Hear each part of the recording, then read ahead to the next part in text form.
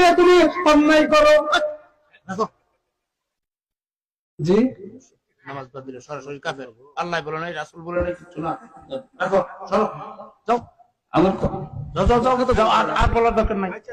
নামাজ ছাইড়া দেওয়া কবিরা গুনাহ। ইচ্ছাকৃত নামাজ ত্যাগ করলে সে কাফের হয়ে যায়। বিশ্বাস করুন মুসলমান, নামাজ পড়বেন না, মুসলমান থাকতে পারবেন না। নামাজ যদি একেবারেই না পড়ে সে কাফের হয়ে যায়। একজন মুমিন আর কাফেরের মধ্যে যে অঙ্গীকার দিয়ে পার্থক্য, নামাজ যে নামাজ ত্যাগ করে সে কাফের হয়ে যায়। কেউ যদি ইচ্ছাকৃত সালাত ত্যাগ করে তাহলে সে কি কাফের হয়ে যায়। যে নামাজকে পরিপূর্ণভাবে ত্যাগ করে সে মুশরিক, সে কাফের। যে সালাত আদায় করে সে মুসলমান, যে সালাত আদায় করে না সে কাফের। যে সাহাবায়ে কেরামগণ কোনো পাপের কারণে মুসলমানকে কাফের মনে করতেন না। মুসলমান পাপ করতে পারে, কিন্তু নামাজ তরককারীকে তারা কাফের মনে করত।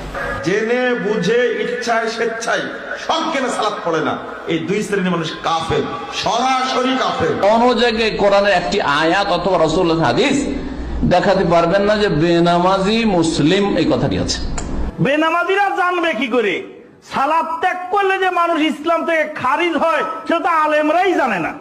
সালাত যে ব্যক্তি আদায় করে না সে কি কাফের? হাদিসের ভাষায় যে সালাত ছেড়ে দিল সে কাফের, সে কুফরি করলো। ইবনে মাজা প্রথম খণ্ড 1079 নম্বর হাদিস।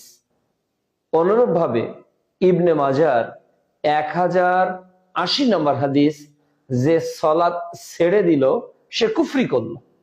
কাজেই আমরা নিঃসন্দেহে বলতে পারি যে সালাত ছেড়ে দিল সে কাফের।